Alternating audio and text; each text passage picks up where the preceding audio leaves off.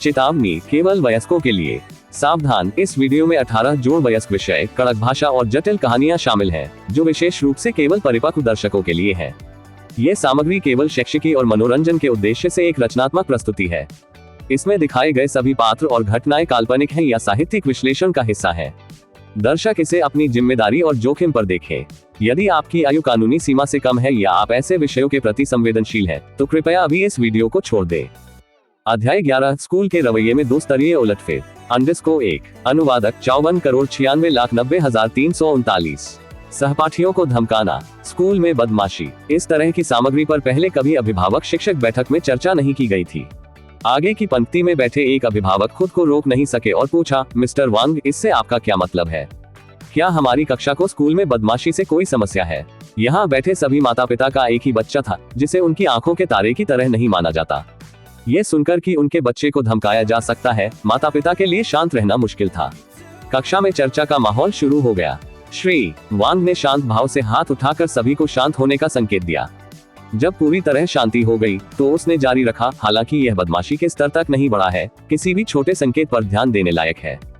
मेरे पास जो जानकारी है उसके अनुसार झांग जियू ने अक्सर अन्य स्थानों के छात्रों के कपड़ों पर कुछ लिखा है, और उन्होंने कई बार ऐसे बयान दिए हैं जैसे विदेशी लोग उनके साथ एक ही कक्षा में पढ़ने के लायक नहीं है। इससे हमारे छात्रों के मानसिक और शारीरिक विकास पर बहुत नकारात्मक प्रभाव पड़ा है। मैं इस अवसर का उपयोग स्कूल की स्थिति को पुनः स्थापित करने के लिए करना चाहता हूँ। हमारे स्कूल में स्थानीय और बाहरी लोगों के बीच कोई अंतर नहीं होना चाहिए। सभी को स्कूल द्वारा फ्यूचर स्टार प्राइमरी स्कूल में प्रवेश के लिए चुना गया है। हम सब बराबर हैं। मुझे उम्मीद है कि अब से आप अपने बच्चों में सही मूल्यों का पोषण करेंगे। इससे पहले कि वह बोलना समाप्त कर पाती, झांग जियू की मां गुस्से में खड़ी हो गई और मांग करने लगी, मिस्टर वांग, सार्वजनिक रूप से हमारे बच्चे की आलोचना कर रहे हैं, आपका इरादा क्या है? भले ही हमारी लड़की ने कुछ गलत किया हो, क्या आप ये कह रहे हैं कि उन्होंने कुछ भी गलत नहीं किया? ये पक्षपात है, तुम्हें पता है। और मैं नहीं मानता कि कक्षा में कोई दूसरा छात्र नहीं है जिसने मेरी लड़की जैसा कुछ किया हो। आप केवल मेरी लड़की के बारे में ही क्यों बात कर रहे हैं? श्री वांग ने अपना चश्मा ठीक किया, शांति से जवाब दिया, जियो की मां, मुझे अन्य कक्षाओं के बारे में जानकारी नहीं है, लेकिन मेरी कक्षा में विदेशी छात्रों को धमकाने का एकमात्र मामला जो पाया गया है वह आपका बच्चा है। यदि आप मुझ पर विश्वास नहीं करते हैं तो मैं निगरानी बढ़ा सकता हूँ। क्रोधित होकर झांग जियू की मां खड़ी हो गई और सीधे कक्षा के दरवाजे की ओर चली गई और चलते हुए कहा, मैं आपके साथ इस पर चर्चा नहीं कर रही हूँ। मैं आपके स्कूल के नेताओं से बात करने जा रही हूँ, आपके प्रिंसिपल से स्पष्टीकरण मांगने के लिए। ये कैसा शिक्षक है जो बास्केट जेल तक पक्षपात कर रहा है? ताली, सरसराहट सरसराहट। जैसे ही झांग जियू की मां कक्षा से बाहर निकली, पीछे की पंक्ति में बैठे एक अभिभावक ने ताली बजाना शुरू कर दिया और जल्द ही कमरा तालियों की गड़गड़ाहट से भर गया। ली जिनवेन चकित दिखे, मानो उन्होंने लॉटरी जीत ली हो। आश्चर्य से बोले, बस ऐसे ही।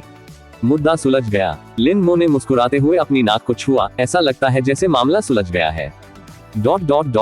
अभिभावक शिक्षक बैठक समाप्त होने के बाद लिन मो और ली जिनवेन लिन जियाओक्सियाओ के साथ स्कूल छोड़ने के लिए तैयार हुए।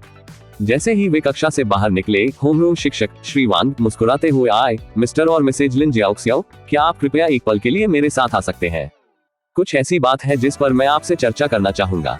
लिन मो और ली जिनवेन ने एक दूसरे की ओर देखा। उन्हें समझ नहीं आया कि क्या चाहिए था, लेकिन फिर भी वे अपने बच्चे के साथ चले। छोटा समूह पास के खाली कार्यालय में घुस गया।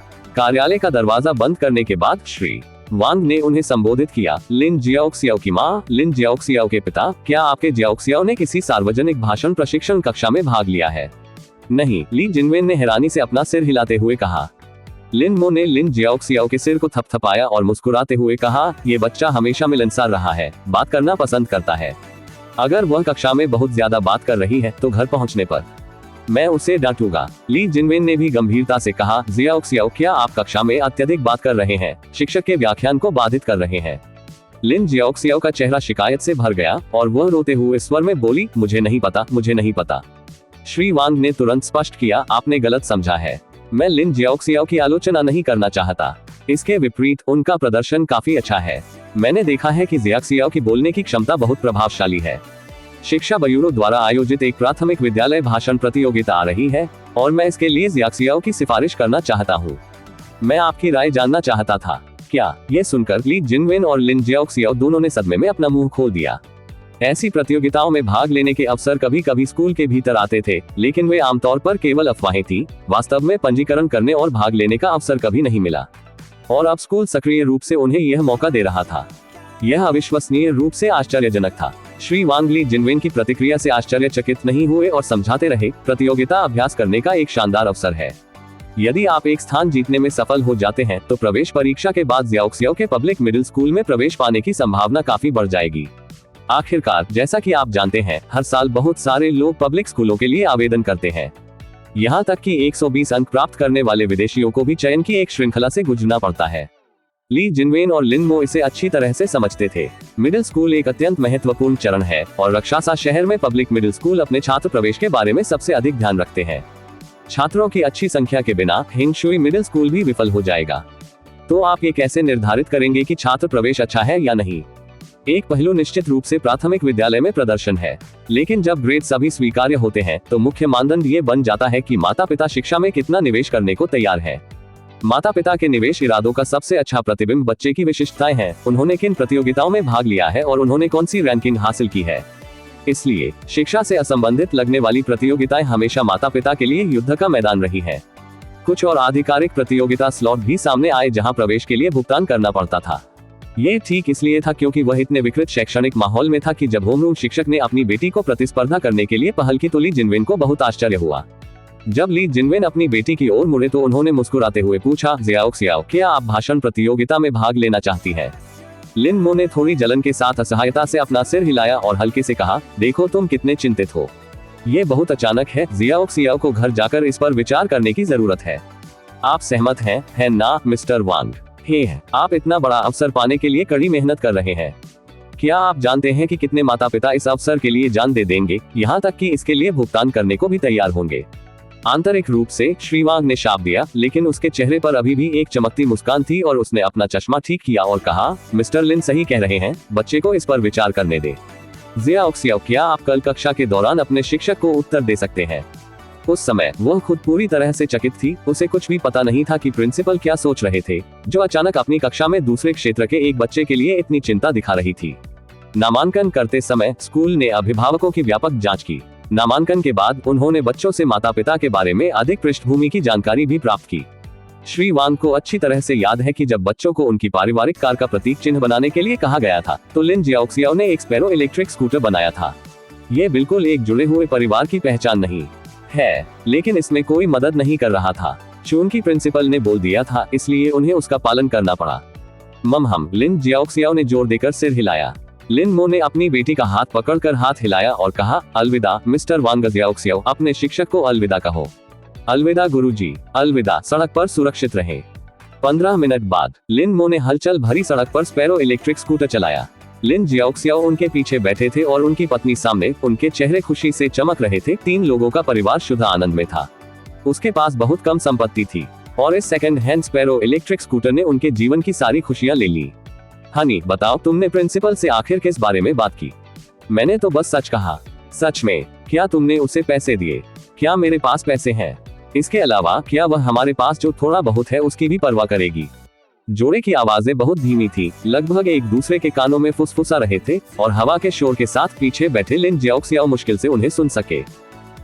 ये भी सच है, हमारा सारा पैसा मेरे पास है।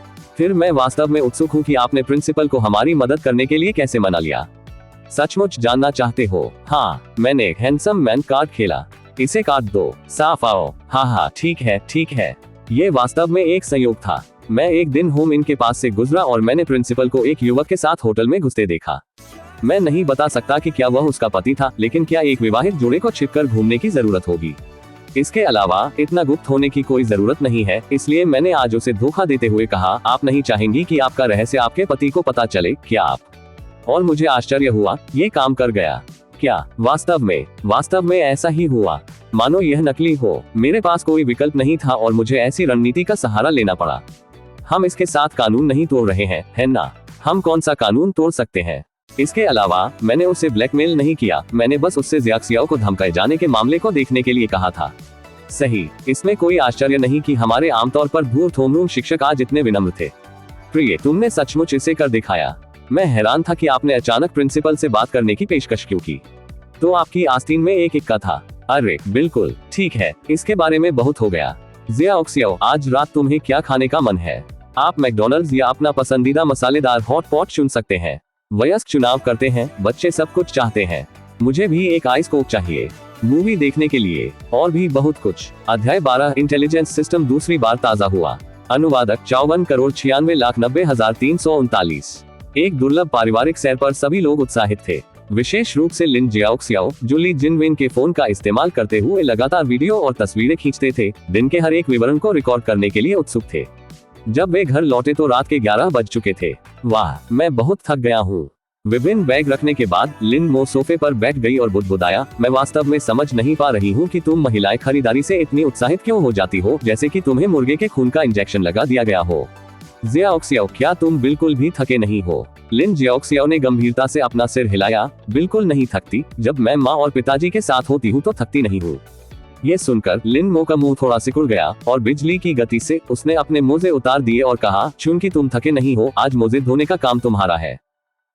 यह महसूस करते हुए कि उसे धोखा दिया गया है, लिन जियाओक्सियाओ सोफे पर गिर गई जैसे कि उसका पेट फूल गया हो, और उसने हौंकते हुए कहा, पिताजी, आप अपनी बेटी के साथ ऐसा नहीं कर सकते, आपके मोजों से बहुत बदबू आ रही है।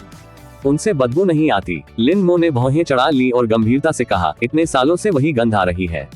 आपको ये सोचने की जरूरत है कि क्या आप अपने माता पिता के कपड़े पर्याप्त बार धोते हैं। चंचल पिता और बेटी को देख ली जिनवेन का चेहरा आनंदमय मुस्कान से भर गया। ठीक है, बहुत शोर हो गया। जियाओक्सियाओ और पिताजी दोनों ने आज अच्छा प्रदर्शन किया, इसलिए मैं मोजे धोने का काम संभालूंगा। लिन मो ने दोनों हाथ उठाए और चिल्लाकर कहा, हुर्रे फॉर मॉम। लिन जियाओक्सियाओ ने भी अपने जूते और मोजे उतार दिए और चिल्लाते हुए कहा, हुर्रे फॉर मॉम। उनकी चंचल हरकतों के बाद लिन मो जल्दी से नहाकर बेडरूम में लौट आई, जबकि ली जिनवेन अपनी बेटी को नहला रही थी। लिन मो को बहुत नींद आ रही थी। आखिरकार उसे एक दिन से अधिक समय से रात में ठीक से नींद नहीं मिली थी।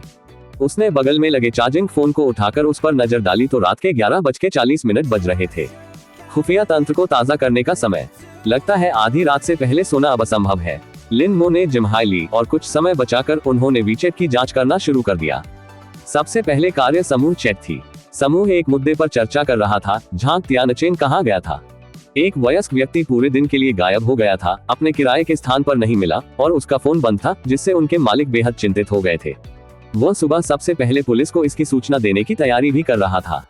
कुछ सोचने के बाद लिन मो ने ग्रुप चैट में बॉस को टैग किया और कहा, भाई ली, झांग को एक आपातकालीन स्थिति थी और उसे अपने गृहनगर वापस जाना पड़ा। उसने मुझसे आपको बताने के लिए कहा, लेकिन मैं भूल गया। बॉस ने तुरंत उत्तर दिया, ओह, तुमने मुझे बहुत डरा दिया। उस आदमी को भी उससे पहले ही कुछ कहना चाहिए था। अपना फोन बंद करने की तो बात ही छोड़िए। क्या उसने तुम्हें बताया कि वह कितने दिन दूर रहेगा?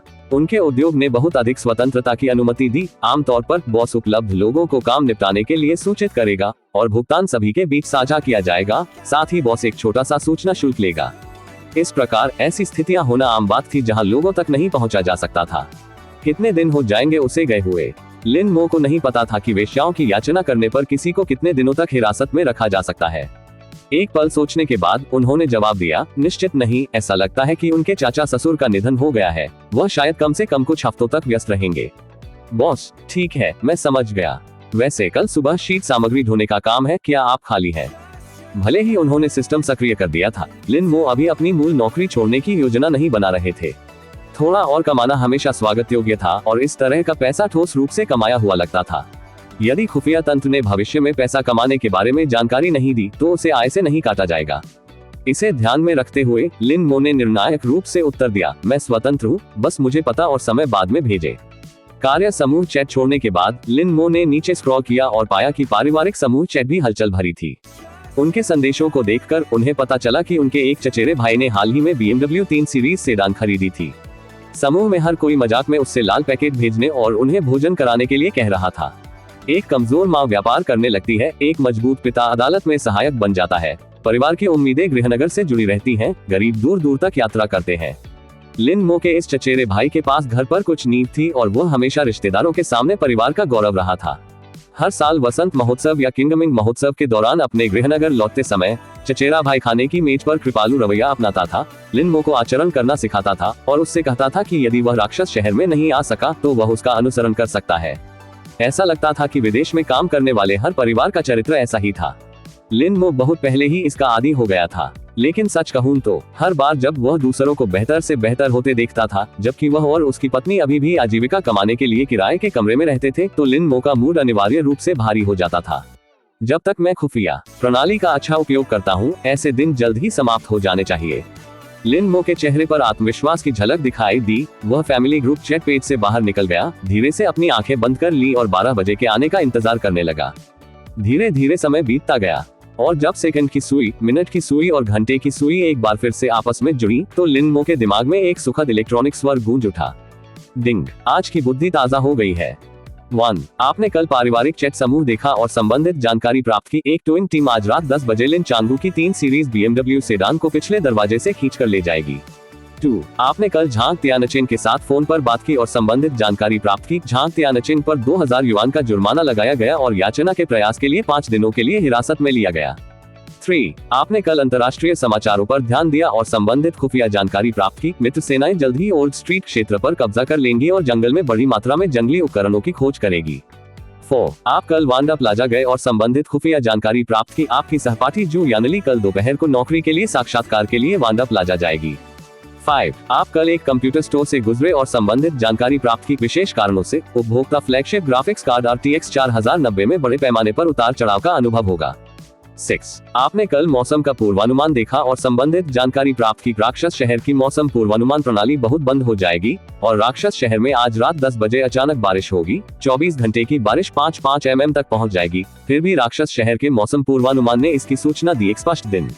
7. आपने कल अपने पड़ोसी वांग यूकाई को देखा और संबंधित जानकारी प्राप्त की। लीडरबोर्ड पर चढ़ने में एक महिला एंकर का समर्थन करने के लिए उसने अपनी संपत्ति बैंक में गिरवी रखने की योजना बनाई है। 8. आपने आज वांग चोन का फोन नंबर काली सूची में डाल दिया और संबंधित खुफिया जानकारी प्राप्त की। अपने जुए का कर्ज चुकाने के लिए पैसे उधार लेने में असमर्थ वांग चोन कल रात डिज्नी विजिटर सेंटर में चोरी करेगा। 9. आप कल लिन जियोक्सियाओ से मिले और संबंधित जानकारी प्राप्त की। लिन जियोक्सियाओ वास्तव में एक भाषण प्रतियोगिता में शामिल होना चाहती है, लेकिन परिवार पर बोझ न बढ़ने के लिए उसने इस अवसर को छोड़ने का फैसला किया है।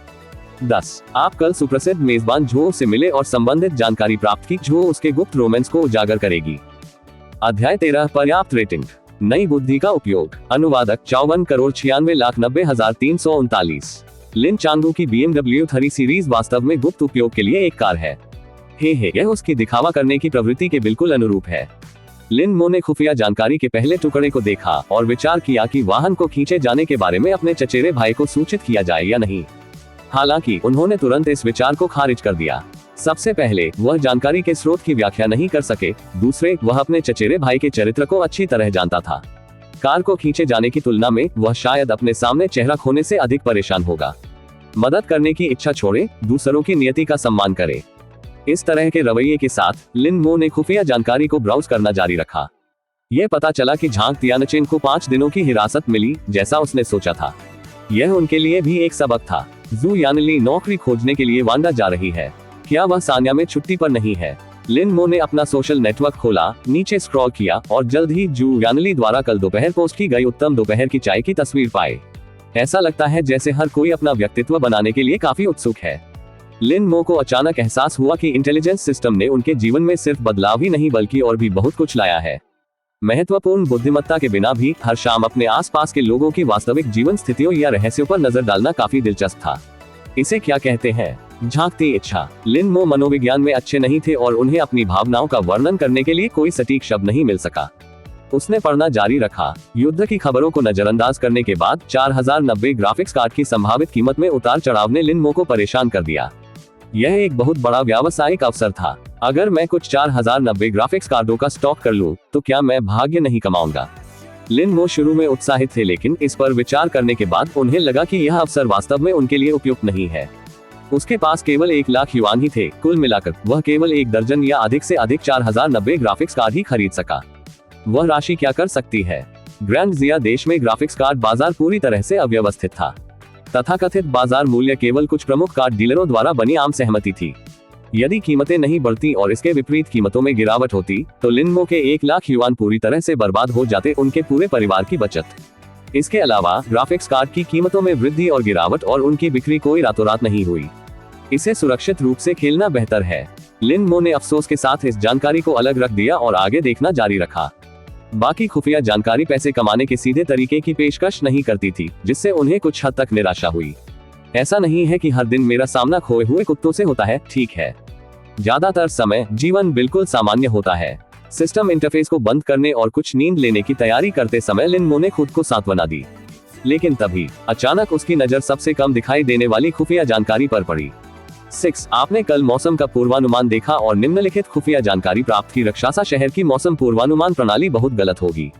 10 बजे शाम को आज रक्षासा शहर में व्यापक वर्षा होगी। 24 घंटे में 55 मिलीमीटर वर्षा होगी। हालांकि रक्षासा शहर का मौसम पूर्वानुमान दिन साफ रहने की सूचना दे रहा है।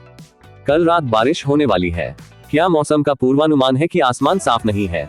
लिन मो ने अपना फोन निकाला, मौसम ऐप खोला और देखा इसने वास्तव में कल रक्षासा शहर के लिए साफ आसमान दिखाया। मौसम के पूर्वानुमान 100% सटीक नहीं होते हैं और उनका गलत होना सामान्य बात है। मैं इस जानकारी का उपयोग कैसे करूं? लिन मो ने पहली चीज जो सोची वह थी कुछ छाते खरीदना और उन्हें बारिश होने से ठीक पहले बिना आश्रय वाले स्थानों के पास बेचना। 5 युआन पर खरीदे, 10 या 15 युआन पर बेचे, उसे लाभ होना निश्चित था। बस इतना ही नहीं, क्या कोई और रास्ता नहीं है? लिन मो बिस्तर पर लेटा हुआ था, उसकी आंखें बेजान होकर ऊपर छत की ओर देख रही थी। इस क्षण में ली जिनवेन बाहर से अंदर आए और उनकी अभिव्यक्ति देखकर मुस्कुराए और पूछा, क्या बात है? सोने के लिए बहुत उत्साहित है। आखिरकार आज वह दिन था जब उनकी बेटी को धमकाए जाने की बड़ी समस्या हल हो गई थी और वह बहुत अच्छे मूड में थी। लिन मो ने अपने विचारों को इकट्ठा किया, अपने शरीर को एक तरफ कर दिया और धीमी आवाज में पूछा, क्या ज़ियाओक्सियाओ अभी तक सो रहा है? ली जिनवेन आलस्य से फैल गई और लिन मो के पास लेट गई। अभी नहीं, वह पूरी तरह उत्साहित है। मुझे संदेह है कि वह जल्द ही सो जाएगी। मैं उसे कल ले जाऊंगा, तुम कुछ और सो लो। लिन मो ने सिर हिलाया और गहरी सोच में पड़ गया। ली जिनवेन ने उसे धीरे से कुहनी मारी और हैरानी से पूछा, तुम क्या सोच रहे हो जिसके कारण तुम इतने तल्लीन हो गए हो? लिन मो ने बुदबुदाते हुए कहा, मैं सोच रहा हूँ अगर अचानक बारिश शुरू हो जाए तो छाते की सबसे ज्यादा जरूरत किसे होगी? क्या आप पागल हैं? गंभीरता से इसके बारे में सोचने में मेरी मदद करें। मुझे लग रहा है कि कल बारिश होने वाली है। ली जिनवेन ने खिड़की से तारों से भरे आकाश को देखा और अपने हाथ के पिछले हिस्से से लिन मो के माथे को महसूस किया। हानि, तुम्हें बुखार नहीं है ना? मैंने अभी मौसम का पूर्वानुमान देखा है, धूप निकलने वाली है। लिन मो ने अपना सिर हिलाया, मैं तुम्हारे साथ खिलवाड़ नहीं कर रहा हूँ। मेरे एक दोस्त को गठिया है और बारिश आने से पहले उसे हमेशा दर्द होता है। उसने मुझे बताया कि वह अभी इतना दर्द में था कि उसे अस्पताल जाना पड़ा। मुझे यकीन है कि कल बारिश होगी। जल्दी मुझे सोचने में मदद करें, अगर वास्तव में बारिश होगी तो छाते की सबसे ज्यादा जरूरत किसे होगी? अपने पति को मन ही मन बड़बड़ाते देख ली जिनवेन को भी उस पर थोड़ा विश्वास होने लगा और वह भौहें सिकोड़कर सोचने लगी। कुछ समय बाद उनमें प्रेरणा की झलक थी और उन्होंने कहा, मुझे नहीं लगता कि इसके लिए जरूरी है कि छाते हो। आपका क्या मतलब है? लिन मो उत्साहित हो गए। ली जिनवेन ने गर्व से कहा, आप छाते बेचकर कितना कमा सकते हैं? अगर कल सचमुच बारिश होती है तो ढेर सारे डिस्पोजेबल रेनकोट खरीद लें और उन्हें कॉन्सर्ट में जाने वाले लोगों को बेच दें। वे जाना नहीं चाहेंगे, या यदि वे जाते हैं तो वे बारिश में चलना नहीं चाहते हैं, इसलिए यदि अचानक बारिश शुरू होने पर रेनकोट उपलब्ध हैं, तो वे निश्चित रूप से उन्हें खरीद लेंगे। लिन मो अपनी पत्नी की योजना सुनकर खुश हो गया और उसे शाबाशी देने से खुद को नहीं रोक सका। शानदार, गाओ जियाझुंग एक तरह का शानदार। वास्तव में खुफिया प्रणाली का मेरे पास होना पूरी तरह बर्बादी है। अगर कुछ सोचना मेरे ऊपर होता तो कल रात तक किसी संगीत समारोह में रेनकोट बेचने का विचार मेरे मन में नहीं आता। प्रिय मुझे टिल्डा। लिन मो ने ली जिनवेन के चारों ओर अपनी बाहें कस ली और उसे जमकर चूमा, प्रशंसा करते हुए कहा, पत्नी तुम सचमुच मेरी भाग्यशाली सितारा हो। ली जिनवेन ने घृणा से अपने गाल पर लगी लार को पोंछा और प्रतिवाद किया, अरे आप वास्तव में जाकर डिस्पोजेबल रेनकोट बेचने की योजना नहीं बना रहे हैं, क्या आप है? लिन मो ने बहुत गंभीरता से कहा, हाँ इसे क्यों न आजमाए। आखिरकार वे चीजें महंगी नहीं हैं और आप उन्हें थोक बाजार से प्राप्त कर सकते हैं और अगर वे नहीं बिकती हैं तो उन्हें वापस भी कर सकते हैं। सो जाओ। लिन मो ने कवर को जोर से लात मारी और ली जिनवेन को कसकर गले लगाया और अपनी आंखें संतुष्टि से बंद कर ली। काफी समय बाद जैसे ही वह सोने वाला था, ली जिनवेन की आवाज धीमी हो गई। पति, मैंने तुम्हें इतना बढ़िया विचार दिया, तुम मुझे कैसे धन्यवाद दोगे? आह, क्या आप चाहते हैं कि मैं आपको इसी तरह धन्यवाद दूं? गिनो कि हमें कितना समय हो गया। तुम्हें पता है वह क्या है? तुम्हें पता है वह चीज? मैं सचमुच नहीं जानता कि आप किस बारे में बात कर रहे हैं। हम फिर इसे भूल जाओ, चलो सोते हैं। ली जिनवेन उसके आलिंगन से मुक्त हो गई और स्पष्ट रूप से नाराज होकर लिन मो की ओर पीट करके मुड़ गई। लिन मो थोड़ा मुस्कुराए, उन्होंने दोनों के सिर कंबल से ढक दिए और एक बार फिर अपनी पत्नी के चारों ओर अपनी बाहें लपेट ली। कुछ क्षण बाद चांदी की घंटी की हंसी की आवाज से किराए की छोटी सी जगह भर गई। अध्याय 14, एक सामान्य लेकिन संतुष्टिदायक दिन। अनुवादक 54,96,339। अगले दिन सुबह जल्दी ली जिनवेन अपनी इलेक्ट्रिक साइकिल से स्कूल गए, जबकि लिन मो ने पिछली रात बॉस द्वारा उपलब्ध कराई गई नौकरी की जगह पर बस ली। बस लोगों से खचाखच भरी हुई थी और इसे इंसानों का समुद्र कहना कोई अतिशयोक्ति नहीं होगी। लिन मो ने ओवरहेड रेलिंग को कसकर पकड़ लिया, ये सुनिश्चित करते हुए कि वह भीड़ में न बह जाए। उसके दूसरे हाथ में उसका फोन था और वह आसपास खुली हवा में संगीत समारोहों की तलाश कर रहा था। रक्षासा शहर एक अंतर्राष्ट्रीय महानगर था, जहां मौसम की इजाजत होने पर ऐसे आयोजनों की कभी कमी नहीं होती थी। अफसोस की बात है, नॉर्थ सिटी डिस्ट्रिक्ट में जहां लिन मो रहते थे, एक ओपन एयर कॉन्सर्ट कल ही संपन्न हुआ था और आज शाम सबसे नजदीक पूर्वी न्यू डिस्ट्रिक्ट शटडाउन में था। कहने का तात्पर्य यह है कि डिज्नी का स्थान ये चुआंशा से 50 किलोमीटर से अधिक दूर है और मुझे आज रात यहाँ जाना होगा। अगर मैं आखिरी मेट्रो चूक गया तो ये कल ज़ियाक्सियाओ की कक्षाओं में बाधा डालेगा, उसने सोचा। उसी दिन राउंड ट्रिप करने के लिए मुझे कम से कम एक कार की आवश्यकता होगी। मैं एक किराए पर लूंगा। उस विचार के साथ लिन मो ने लंबे समय तक संकोच नहीं किया। उन्होंने शेंझुओ कार रेंटल ऐप खोला, अपने घर के पास 24 घंटे का स्वयं सेवा पिकअप पॉइंट पाया और फिर उपलब्ध सबसे सस्ती टोयोटा कोरोला रेंटल का चयन किया।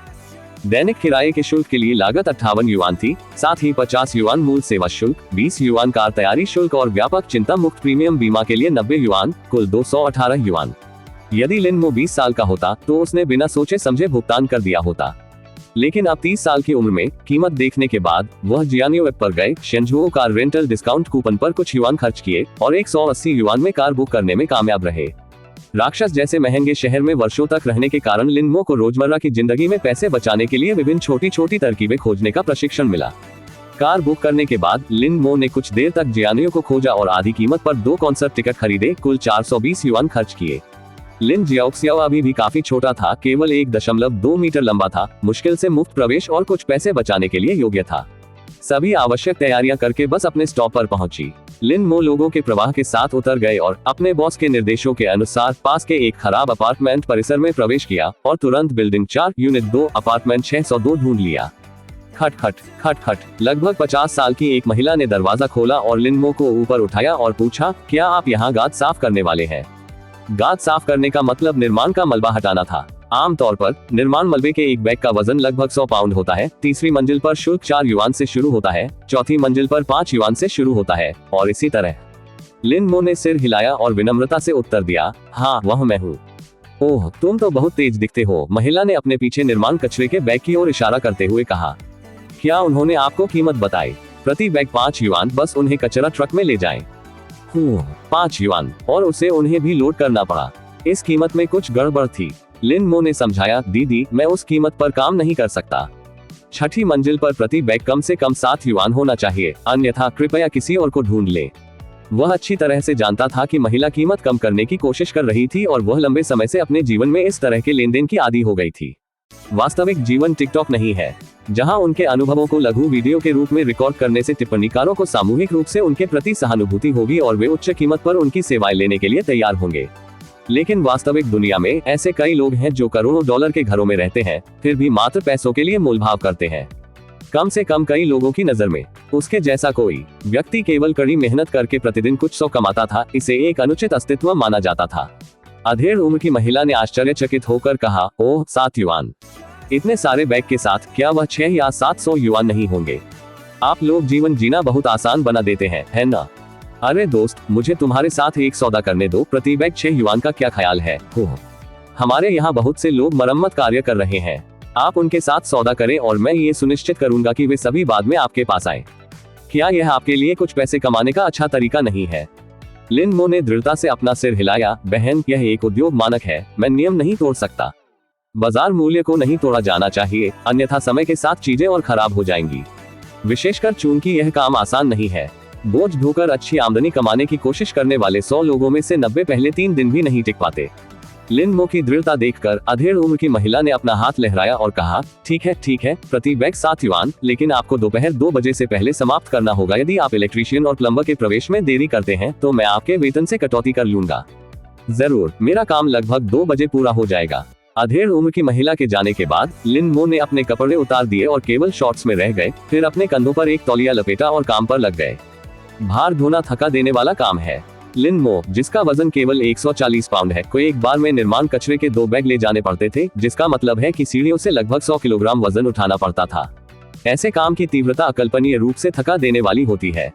लगभग 2 घंटे बाद लिन मो धूल से ढका हुआ था और धूल के ऊपर गंदे पसीने की बूंदें टपक रही थी। अंत में धूल के साथ मिश्रित पसीना भूरे कवच की एक परत बनाता हुआ प्रतीत हुआ। उसकी पीठ के निचले हिस्से में तेज जलन होने लगी और उसके पैर कांपने लगे। कई बार जैसे ही लिन मो सीढ़ी के कोने को मोड़ता था, वह गलती से अपने साथ ले जा रहे निर्माण कचरे से टकरा जाता था, जिसके परिणामस्वरूप उसकी पीठ पर बारीक कट और खरोंचें आ जाती थी।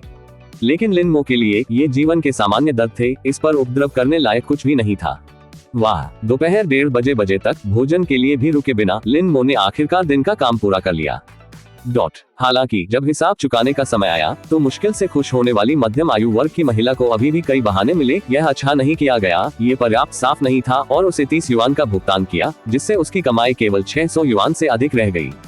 घर के रास्ते में शरद ऋतु की ठंडी हवा उसके चेहरे पर बह रही थी। जीवन का भार उसके कंधों को झुका रहा था, लेकिन अपने हाथ में लाल बिल पकड़कर और अपनी पत्नी और बच्चे के मुस्कुराते चेहरों के बारे में सोचते हुए वह आशावादी बने रहे। उन्हें लगा कि सारा बलिदान इसके लायक था। घर पहुंचने, स्नान करने और साफ कपड़े पहनने के बाद लिन मो सबसे पहले अपनी कार लेने के लिए पिकअप स्थान पर गए और फिर थोक बाजार की ओर चल दिए। पहले सड़क पर दुकान चलाने के कारण वह थोक बाजार से काफी परिचित था। कई दुकानों पर सामान की तुलना करने के बाद और रेन गियर बेचने वाली विभिन्न दुकानों पर कीमतों के बारे में पूछताछ करते हुए लिन मो ने अंततः 4 युआन प्रत्येक की कीमत पर 500 डिस्पोजेबल रेनकोट खरीदे। उसने स्टोर के मालिक के साथ एक सौदा भी किया कि यदि वह उन्हें बेच नहीं सका तो वह उन्हें वापस कर सकता है, लेकिन उस पर प्रति आइटम 50 सेंट का क्षति शुल्क लगेगा। मुझे उम्मीद है कि योजना बिना किसी रुकावट के पूरी हो जाएगी, अन्यथा 500 रेनकोट के साथ मुझे 250 युआन का नुकसान होगा। कार किराए के शुल्क का तो जिक्र ही नहीं। लिन मो ने गहरी सांस ली। एक बार जब उसने रेनकोट को कार की डिक्की में लोड किया तो शाम के 4 बज चुके थे। लिन जियाओक्सियाओ को स्कूल से निकलने में 2.5 घंटे बाकी थे। अब मैं क्या करूं? कार में बैठकर लिन मो ने एक पल के लिए सोचा और अंततः पास के प्राचीन बाजार में जाने का फैसला किया। उसे प्राचीन वस्तुओं में विशेष रुचि नहीं थी, लेकिन वह परीक्षण करना चाहता था कि क्या अगले दिन समाचार ताजा होने पर उसे प्राचीन वस्तुओं के बारे में कुछ जानकारी मिल सकती है। आखिरकार असली मोटा मुनाफा यही है। यदि वह कम कीमत पर एक भारी भरकम प्राचीन वस्तु खरीद सकता है तो वह अपने वर्तमान जीवन को पूरी तरह से पीछे छोड़ सकता है। बेशक यह एक अच्छा विचार है, लेकिन यह संभव है या नहीं, लिन मो को कोई अंदाजा नहीं था। एंटीक मार्केट में पहुंचने पर 2 घंटे तक इधर उधर घूमने और लगभग सभी विक्रेताओं के साथ बातचीत करने का प्रयास करने के बाद लिन मो फिर अपनी कार में वापस बैठे और अपनी बेटी को लेने के लिए फ्यूचर स्टार प्राइमरी स्कूल की ओर चले गए। अध्याय 15। ऐसा लगता है कि सचमुच भारी बारिश आने वाली है। अनुवादक 54,96,90,339। शाम 7 बजे लिन मो अपनी पत्नी और बच्चे के साथ किराए की कार चलाकर अपने घर से पूर्वी न्यू डिस्ट्रिक्ट टाउन की ओर निकले।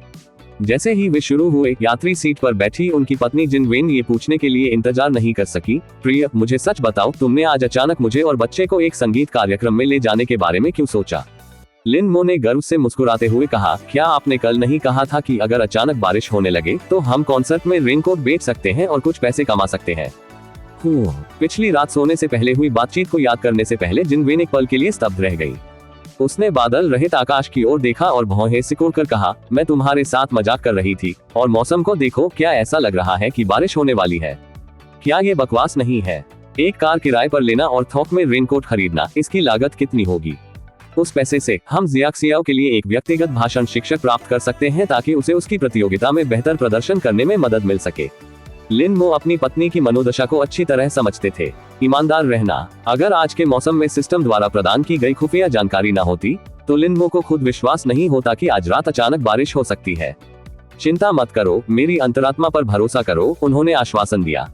इसके अलावा मैंने बॉस के साथ एक व्यवस्था की है कि अगर हम रेनकोट नहीं बेच सकते हैं तो हम उन्हें वापस कर सकते हैं। इसकी लागत ज्यादा नहीं होगी। लिन मो ने रियरव्यू मिरर के माध्यम से पिछली सीट पर बैठी अपनी बेटी को देखा और पूछा, जियाओक्सियाओ, माँ को बताओ, क्या तुम माँ और पिताजी के साथ संगीत कार्यक्रम में जाना पसंद करोगी या क्या तुम अपने भाषण कौशल को और अधिक प्रशिक्षित करना चाहती हो? इस पर ज्यादा विचार किए बिना लिन जियाओक्सियाओ ने दृढ़ता से उत्तर दिया, बेशक मैं पिताजी और माँ के साथ संगीत कार्यक्रम में जाना चाहता हूँ। उसकी उम्र में जब तक वह पढ़ाई के लिए नहीं थी, भले ही आप उसे खेती में ले लें, वह 7वें आसमान पर होती। जिन वेन ने तिरस्कार पूर्वक चिल्लाया और गुस्से से भरकर कहा, तुम दोनों बस मुझ पर हमला कर दो। मैं वास्तव में देखना चाहता हूँ कि क्या आज रात बारिश होती है। यदि नहीं होती है तो तुम रोओगे।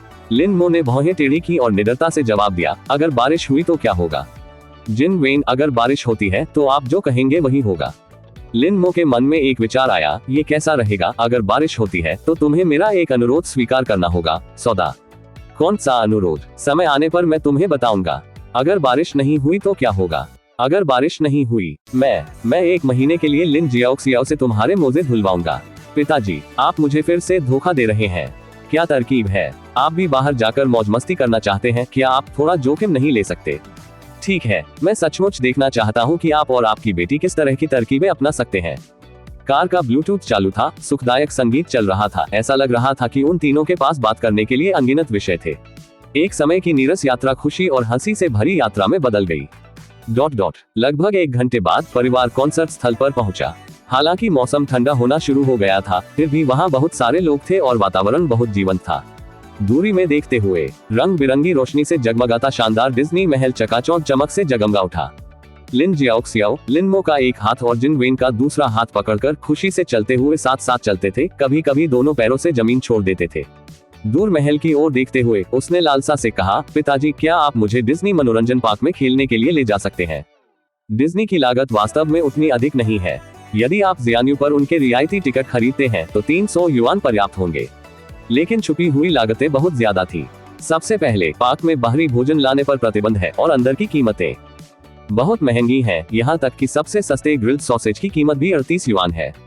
साथ ही आप एक दिन में सब कुछ नहीं देख सकते, जिससे ठहरने और रात भर रुकने की समस्या पैदा होती है।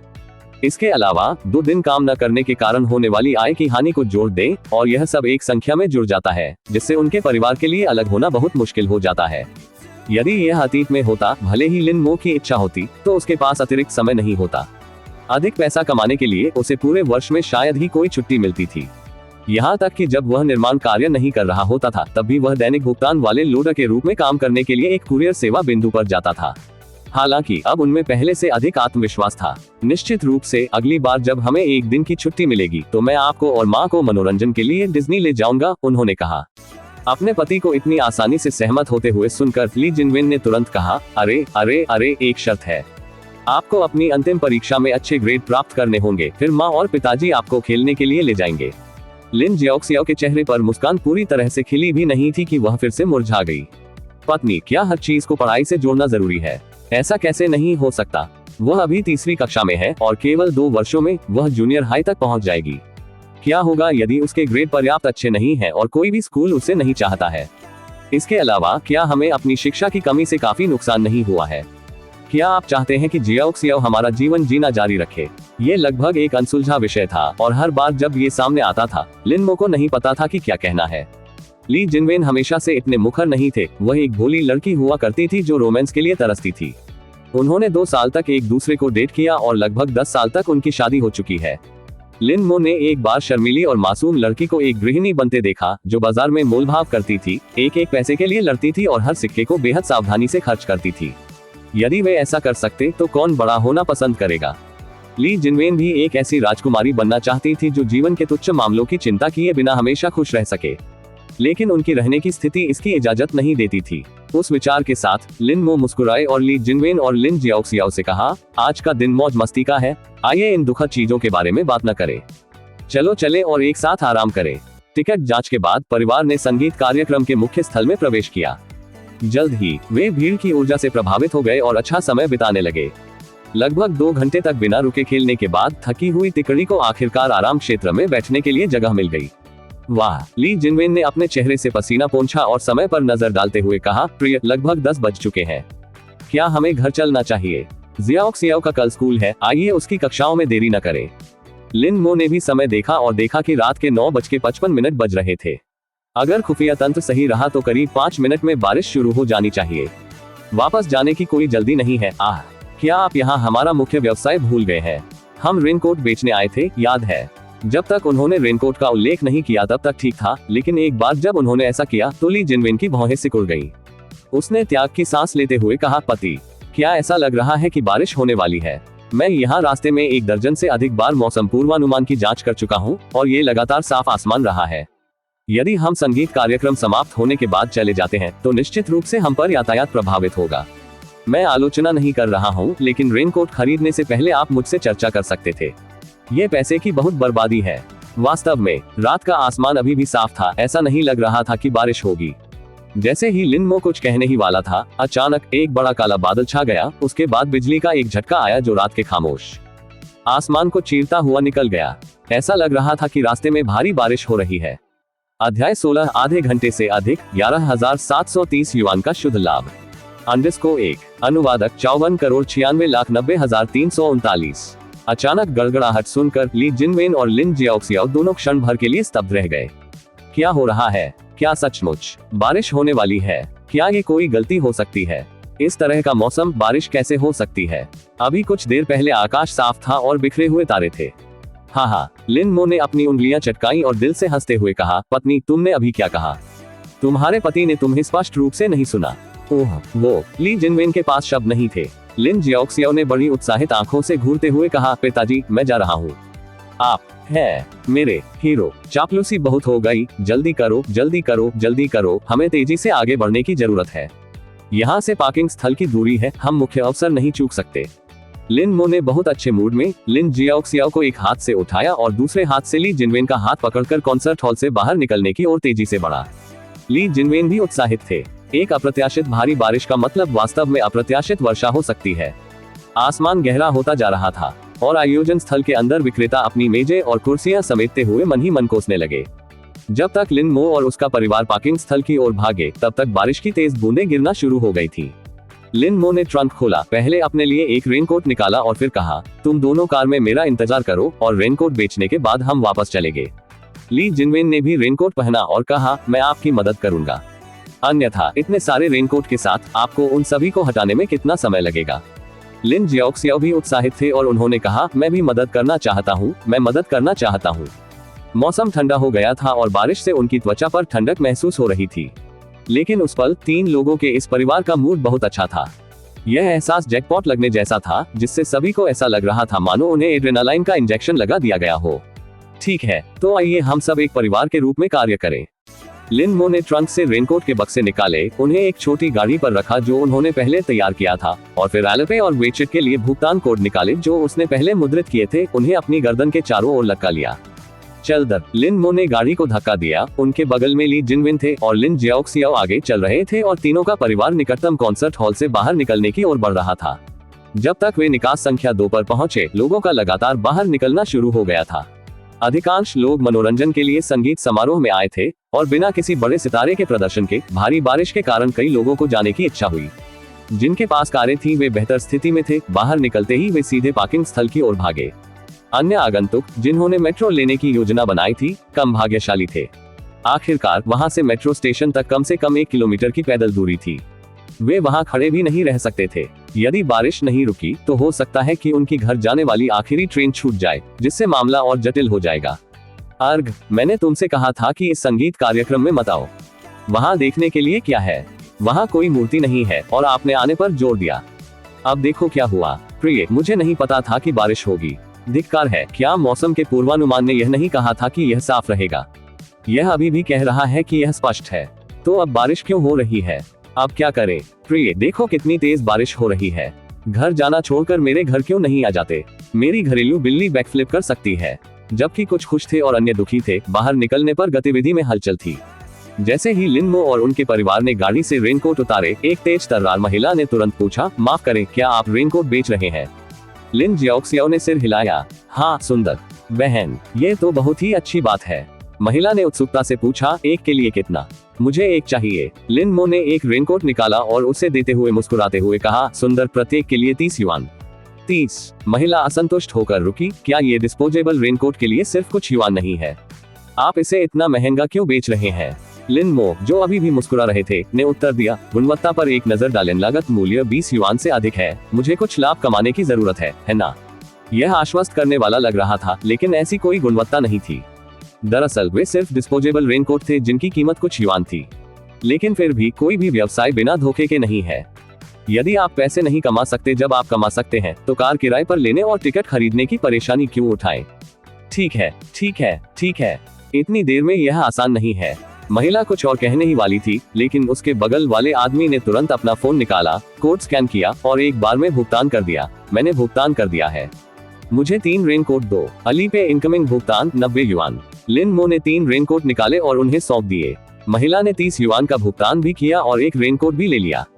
जल्द ही लिन मो के आसपास भीड़ बड़ी हो गई और पैसे इकट्ठा करने की आवाज लगातार आ रही थी। कुछ लोगों ने शिकायत की कि वह उन्हें बहुत अधिक कीमत पर बेच रहा था। दूसरों ने आश्चर्यचकित होकर पूछा कि बॉस को कैसे पता चला कि आज बारिश होगी। बहुत बढ़िया। बेशक ऐसे लोग भी थे जिन्होंने बिना भुगतान किए रेनकोट ले लिया, लेकिन बहुत सारे लोग थे और इसे प्रबंधित करना असंभव था। आधे घंटे से भी कम समय में 500 रेनकोट बिक गए। ये दृश्य डकैती जैसा लगभग अराजक था। यहाँ तक कि लिन मो और ली जिनवेन ने जो 2 रेनकोट पहने थे उन्हें भी लोगों ने खरीदा था। जब तक वे वापस कार में बैठे, तीनों भीग चुके थे। वे ऐसे लग रहे थे मानो उन्हें अभी अभी पानी से निकाला गया हो। हालांकि उनकी लज्जित उपस्थिति के बावजूद उनके चेहरे पर खुशी की मुस्कान झलक रही थी। लिन मो ने पहले से तैयार किए गए साफ कपड़े निकाले और उन्हें आगे की यात्री सीट पर बैठे ली जिनवेन और पीछे की सीट पर बैठे लिन जियोक्सियाओ को दिए और गर्व से पूछा, कैसा रहेगा? क्या मैं अद्भुत हूँ या क्या? तुम्हारा पति, तुम्हारा पिता। ली जिनवेन ने उनके बाएं गाल को चूमा और सिर हिलाते हुए कहा, मेरे पति सबसे अच्छे हैं। मुझे भी एक चुंबन चाहिए, मुझे भी एक चुंबन चाहिए। पिछली सीट से लिन जियोक्सियाओ ने झुककर लिन मो के दाहिने गाल को चूमा और प्रशंसा करते हुए कहा, पिताजी, आप उनमें से सबसे सबसे सबसे अद्भुत व्यक्ति हैं जो मैंने कभी देखा है।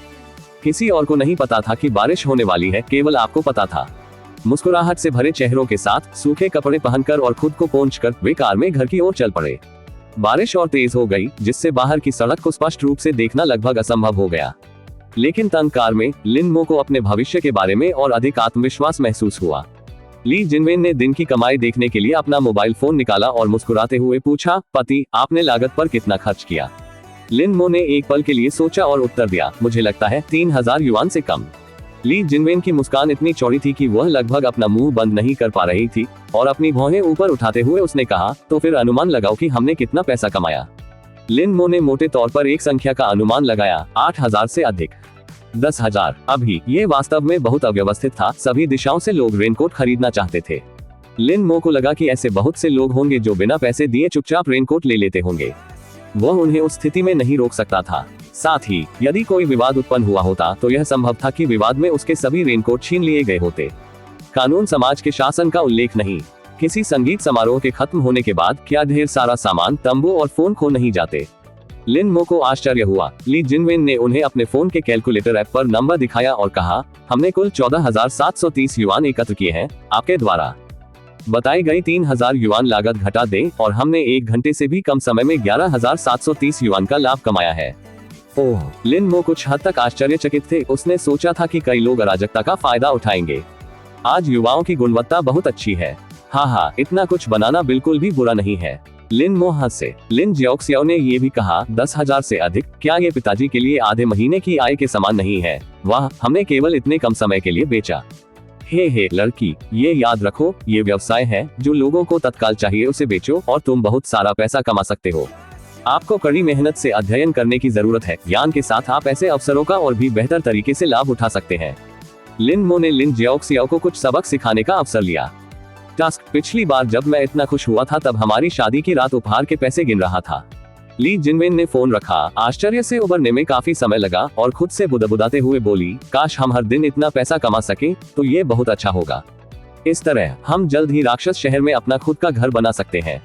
राक्षस शहर में एक घर खरीदना, यह उनके लिए एक आवश्यकता थी, लेकिन साथ ही एक ऐसा सपना भी था जो अप्राप्य प्रतीत होता था। लिन मो ने कल्पना करने की भी हिम्मत नहीं की।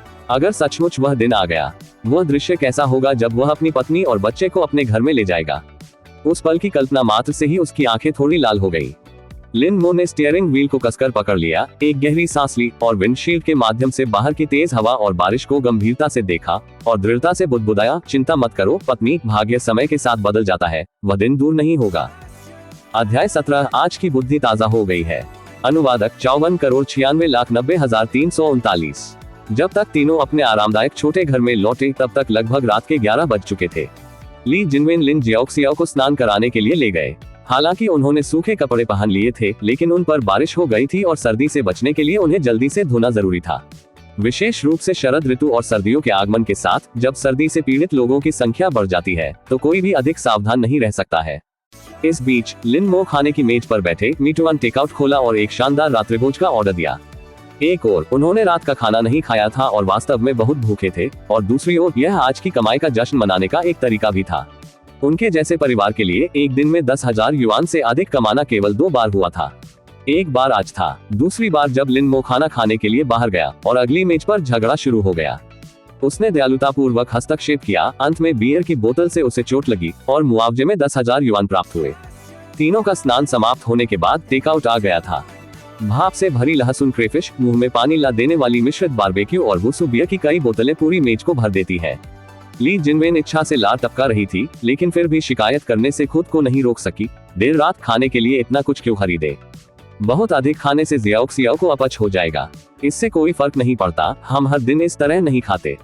लिन मो ने बियर की एक बोतल खोली और खुद के लिए एक गिलास डाला और अपनी पत्नी के लिए भी एक गिलास पीते हुए दिल से हंसे। आज हमने इतनी अच्छी शराब पी थी, हम थोड़ा सा जश्न कैसे नहीं मना सकते?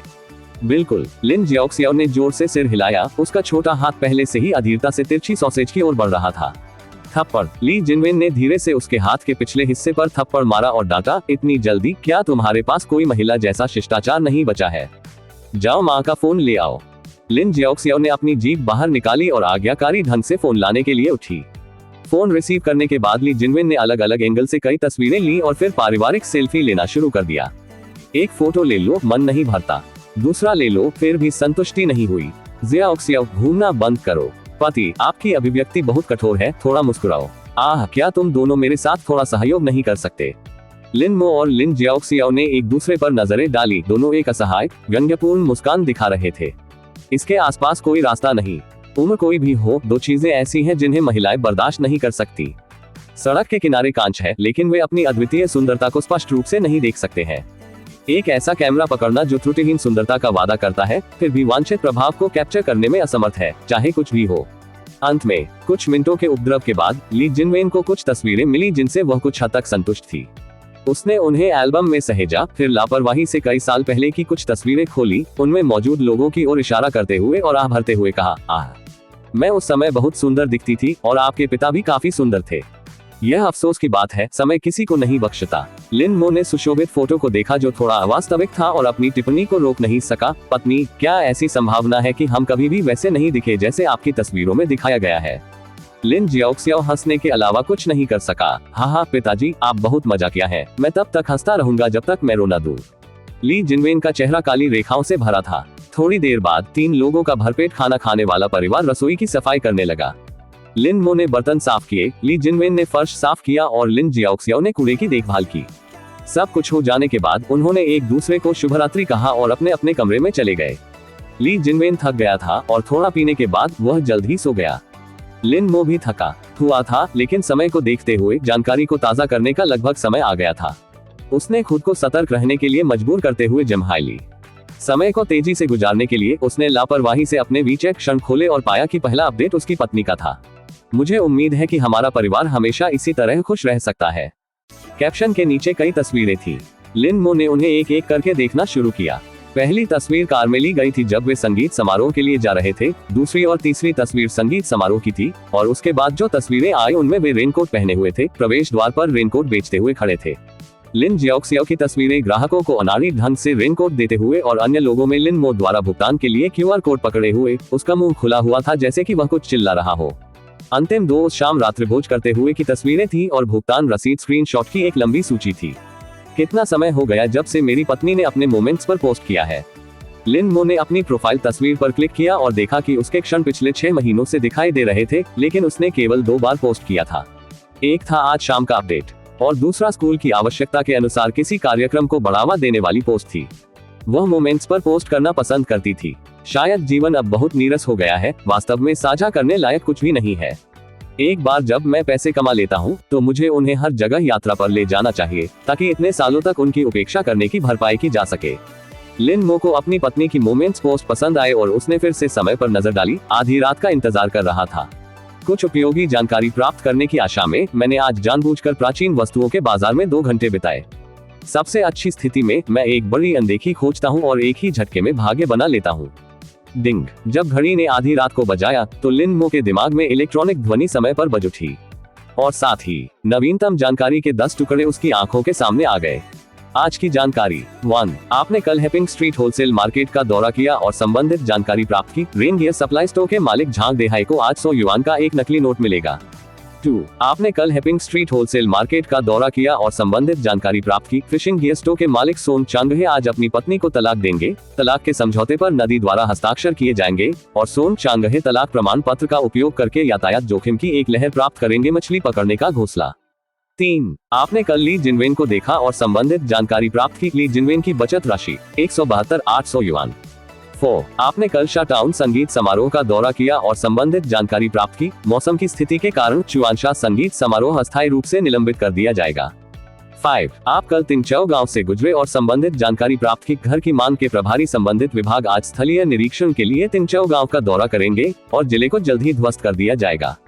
6. आपने कल लिन जियाओक्सियाओ को देखा और संबंधित जानकारी प्राप्त की। लिन जियाओक्सियाओ को आज अपनी कक्षा में व्यापक परीक्षण स्कोर में 10वां स्थान मिलेगा।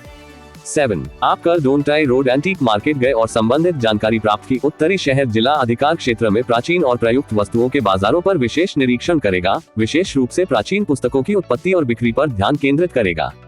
8. आप कल डोंटाई रोड एंटीक मार्केट गए और संबंधित जानकारी प्राप्त की। प्राचीन चीनी मिट्टी के बर्तन सुरुचिपूर्ण सभा के कर्मचारी ली चुनवान आज गलती से किंग राजवंश सेट कंगन तोड़ देंगे। 9. आपने कल शेंझुओ कार रेंटल का उपयोग किया और संबंधित जानकारी प्राप्त की। अनबोकाई फंड आज आधिकारिक तौर पर अपनी अधिग्रहण योजना शुरू करेगा। शेंझुओ कार रेंटल अनबोकाई फंड की पूर्ण स्वामित्व वाली सहायक कंपनी बन जाएगी और आने वाले दिनों में जियांग स्टॉक एक्सचेंज से सूचीबद्ध हो जाएगी। 10. आपने कल मीटुआन टेकअवे का उपयोग किया और संबंधित जानकारी प्राप्त की। अधिक बाजार हिस्सेदारी हासिल करने के लिए मीटुआन टेकअवे एक बार फिर ऑर्डर प्रेषण समय को थोड़ा कम कर देगा और निकट भविष्य में सवारों के लिए डिलीवरी शुल्क कम कर देगा। अध्याय 18 खुफिया प्रणाली का कानून। अनुवादक 54,90,339। तिनचौ गांव ध्वस्त हो रहा है। खबर मिलते ही लिनमो की आंखें चमक उठी। ग्रांड जिया देश के हालिया आधुनिक इतिहास में यदि आप सबसे अधिक लाभदायक व्यवसाय के बारे में बात करें तो इसमें कोई संदेह नहीं है कि यह विध्वंस था। एक घर चला गया, एक लैम्बोर्गिनी जीत गई। नीचे एक घर, एक पाल्मेला के स्वामित्व में। एक घर स्थानांतरित किया गया, एक रेंज रोवर स्पोर्ट चलाया गया। एक ध्वस्त स्प्रे पेंट के साथ एक बड़ी मर्सिडीज आगे बढ़ी। ये सूक्तियां कहीं से भी नहीं निकली, लेकिन जैसे ही उत्साह से भरे लिनमो ने संपत्ति किराए और बिक्री की वेबसाइट खोली और तिनचौ गांव में आवास की कीमतें देखी, उनका उत्साह एक पल में शांत हो गया। औसत कीमत 80,000 थी, जिसका मतलब था कि उनकी पत्नी की 170,000 की बचत से केवल 2 वर्ग मीटर का खर्च ही उठाया जा सकता था। इसके अलावा तिनचौ गांव में अधिकांश घर ग्रामीण समुदाय द्वारा स्वयं बनाए गए थे और बैंक ऋण के लिए योग्य नहीं थे, उन्हें सीधे खरीदा जाना था। ऑनलाइन सबसे सस्ती लिस्टिंग भी 5 मिलियन से अधिक थी। भले ही मैं अपनी किडनी बेच दूं और अपने सभी दोस्तों और रिश्तेदारों से पैसे उधार ले लूं, लेकिन विध्वंस की खबर फैलने से पहले मैं तिनचौ गांव में एक घर नहीं खरीद पाऊंगा। डाउन पेमेंट के लिए ऋण सुरक्षित करने और फिर विध्वंस सब्सिडी प्राप्त करने की लिनमो की योजना पूरी तरह से धराशायी हो गई। साथ ही उन्हें यह भी एहसास हुआ, हालांकि सिस्टम मुझे लाभप्रद जानकारी देगा, लेकिन जब मेरे पास पर्याप्त पैसा होगा तभी मैं बड़ा मुनाफा कमा सकता हूँ। 4090 ग्राफिक्स कार्ड का प्रतिबंध वैसा ही था और आज की विध्वंस खबर भी वैसी ही है। ऐसा लगता है कि मुझे अपना पहला बर्तन सोना कम से कम समय में अर्जित करना होगा। केवल हाथ में पैसा होने पर ही मैं अधिक पैसा कमा सकता हूँ, अन्यथा ये सब छोटी मोटी बातें हैं। कल से मुझे सिस्टम का उपयोग करके पैसे कमाने के विभिन्न तरीके खोजने की कोशिश करनी चाहिए। अपना मन बनाने के बाद लिनमो ने धीरे से अपनी आंखें बंद कर ली। जहां तक जानकारी बेचने की बात है, लिनमो ने इस पर विचार किया था, लेकिन तुरंत इस विचार को खारिज कर दिया। उसकी स्थिति को देखते हुए कौन उस पर विश्वास करेगा और वह अपनी जानकारी किसे बेच सकता है। जितनी जल्दी हो सके सोने का पहला बर्तन अर्जित करने के तरीकों के बारे में सोचना बेहतर है। ऐसी जानकारी प्राप्त करने का अवसर निश्चित रूप से फिर से आएगा। जैसे ही उसने इस पर विचार किया, उसे इसका एहसास हुए बिना ही लिनमो जल्द ही सो गया। उसने पिछला दिन जमीन खोदने, स्टॉक करने, रेनकोट बेचने और सुबह से लेकर लगभग आधी रात तक बिना किसी ब्रेक के कई घंटे गाड़ी चलाने में बिताया था। लिनमो वास्तव में थक गया था। अगले दिन सुबह लिनमो अपनी बेटी लिन जियाओक्सियाओ को स्कूल ले गए, फिर किराए की कार में गैस भरवाए और उसे किराए की कंपनी को वापस कर दिया। हालांकि उसने जो कार किराए पर ली थी वह बहुत साधारण थी, महज एक छोटी सी दौड़। लिन जियाओक्सियाओ को ये बहुत पसंद आई क्योंकि जब उसे झपकी आ जाती थी तो यह उसके लिए अधिक आरामदायक थी। पिताजी, ये बहुत अच्छा होगा अगर हमारे परिवार के पास एक कार हो। क्या जियाओक्सियाओ को सेडान में सवारी करना पसंद है? हाँ, मुझे ये पसंद है। हमारे पास बहुत जल्द ही एक होगा। वास्तव में हाँ, हालांकि कार एक मूल्यहीन संपत्ति है और घर खरीदने के लिए पैसा कमाना प्राथमिकता थी, लेकिन उनकी बेटी के साथ बातचीत ने लिन मो को पहले कार खरीदने पर विचार करने के लिए प्रेरित किया। जब वह पार्किंग से बाहर निकला तो सुबह के 8 बज चुके थे। आज उसे कोई निर्माण कार्य नहीं मिला और सामान्य परिस्थितियों में लिन मो एक्सप्रेस डिलीवरी वितरण केंद्र में सॉर्टर के रूप में काम करने का विकल्प चुनेंगे। हालांकि वेतन बहुत अच्छा नहीं था, फिर भी यह कुछ न करने से बेहतर था। लेकिन आज उसकी काम पर जाने की कोई योजना नहीं थी। 3 दिनों तक दिमाग को ताज़ा करने के बाद लिन मो अब एक बात के बारे में आश्वस्त हो सकते थे। यदि वह उन लोगों की संख्या को नियंत्रित करता जिनसे वह मिलता था और जिन स्थानों पर वह प्रतिदिन जाता था, तो उसे खुफिया जानकारी की दिशा का एक मोटा अंदाजा मिल सकता था। उदाहरण के लिए, उसने कल प्राचीन वस्तुओं के बाजार में 2 घंटे बिताए और अगले दिन उसे प्राचीन वस्तुओं के बाजार से संबंधित 2 खुफिया सूचनाएं प्राप्त हुई। लिन मो ने यह देखने की योजना बनाई कि क्या वह अधिक प्रासंगिक खुफिया जानकारी प्राप्त कर सकता है यदि वह पूरा दिन विभिन्न उद्योगों के साथ बिताता है जो खुफिया जानकारी से लाभ उठा सकते हैं। आखिरकार सिस्टम की बुद्धिमत्ता का उपयोग करने से होने वाली आय काम करने से होने वाली आय से पूरी तरह से अधिक है। कल आधे घंटे में 10,000 से अधिक की कमाई इसका सबसे अच्छा प्रमाण था। सबसे पहले लॉटरी टिकट खरीदे। लिन मो को एक लॉटरी आउटलेट मिला, एक लॉटरी टिकट खरीदा और कुछ स्क्रैच कार्ड पर 100 युआन और खर्च किए। उसने स्क्रैच कार्ड पर कुछ भी नहीं जीता, लेकिन लिन मो को कोई आपत्ति नहीं थी। वह दुकान में बैठकर विचार कर रहा था कि कौन से अन्य उद्योग बुद्धिमत्ता से पैसा कमा सकते हैं। जैसे ही उसने विचार किया, लिन मो ने उस खुफिया जानकारी के बारे में सोचा जो उसने पहले कुत्तों की खोज करते समय एकत्र की थी। हालांकि उस समय उसने केवल कुछ 100 युआन ही कमाए थे, इसमें कोई संदेह नहीं था कि यह एक व्यवहार्य रास्ता था। लिन मो ने डाइंग खोला और लापता बच्चों के बारे में समाचार देखना शुरू किया। लोगों को ढूंढने का इनाम कुत्तों को ढूंढने की तुलना में बहुत अधिक था, और इससे भी महत्वपूर्ण बात यह है कि लिन मो एक पिता भी थे जो जुनून के साथ तस्करों से घृणा करते थे। बशर्ते उसे तस्करों से संबंधित कुछ जानकारी मिल सके। पैसे कमाने की तो बात ही छोड़ दे, वह स्वेच्छा से नुकसान होने पर भी इसे पुलिस को दे देगा ताकि यह सुनिश्चित किया जा सके कि उन दुष्टों को उचित सजा मिले। पुलिस। लिन मो ने तुरंत इसे दूसरे विचार से जोड़ दिया। वह न केवल लापता बच्चों के बारे में जानकारी प्राप्त करने का प्रयास कर सकता था, बल्कि क्या भगोड़ों के लिए भी यह एक व्यवहार्य विकल्प नहीं था। तुम्हें पता होना चाहिए, कुछ प्रमुख अपराधियों के लिए इनाम भी बहुत अधिक है और उन्हें पुलिस बल की विश्वसनीयता की चिंता किए बिना केवल खुफिया जानकारी प्रदान करने की आवश्यकता थी। 30,000 पर सहमत होना लेकिन कुछ 100 का भुगतान करना, इसकी अत्यधिक संभावना नहीं थी। अगले कुछ घंटों तक लिन मो लॉटरी की दुकान पर रुका रहा और पैसे कमाने के सभी तरीकों पर विचार करता रहा। रक्षासा सिटी पुलिस द्वारा जारी किए गए सभी वांछित नोटिसों और डाइन पर लापता परिवार की याचिकाओं की समीक्षा करने के बाद लिन मो ने फुटबॉल मैच देखना शुरू कर दिया। वह पहले फुटबॉल में नहीं था, लेकिन वह जानता था कि फुटबॉल मैच के परिणाम लाभदायक भी हो सकते हैं। हालांकि यह जुआ था, जब तक उसे अंतिम परिणाम पता था। इसे जुआ नहीं कहा जाता था, इसे निवेश कहा जाता था। दोपहर 12 बजे तक लिन मो लॉटरी की दुकान से बाहर नहीं निकला था। उसे कुछ भोजन लेने के लिए एक जगह मिल गई और दोपहर में वह उत्साहपूर्वक प्राचीन वस्तुओं के बाजार में गया और चारों ओर घूमा। उन्हें प्राचीन वस्तुओं में हमेशा से काफी रुचि थी। शाम को लगभग 5 या 6 बजे लिन मो अनिच्छा से बाजार से बाहर चला गया, अपनी इलेक्ट्रिक मोटरबाइक चलाने के लिए घर लौटा और लिन जियाओक्सियाओ को स्कूल से लेने चला गया। ... अगले कुछ दिनों में लिन मो की दिनचर्या बहुत नियमित हो गई। सुबह में वह लिन जियाओक्सियाओ को स्कूल भेजता था, फिर लॉटरी बूथ पर जाता था, लापता बच्चों या वांछित अपराधियों के समाचार के लिए डाइन में स्क्रॉल करता था। दोपहर के भोजन के करीब वह कुछ फुटबॉल खेल देखेगा। दोपहर में वह सीधे प्राचीन वस्तुओं के बाजार में अपना समय बिताते थे, कुछ स्टॉल मालिकों के साथ प्राचीन वस्तुओं पर चर्चा करते थे। कुछ समय बाद वह नियमित हो गया और लिन मो को यह भी पता चला कि ये प्राचीन वस्तुएं बेचने वाले वास्तव में शेखी बघारने में अच्छे थे।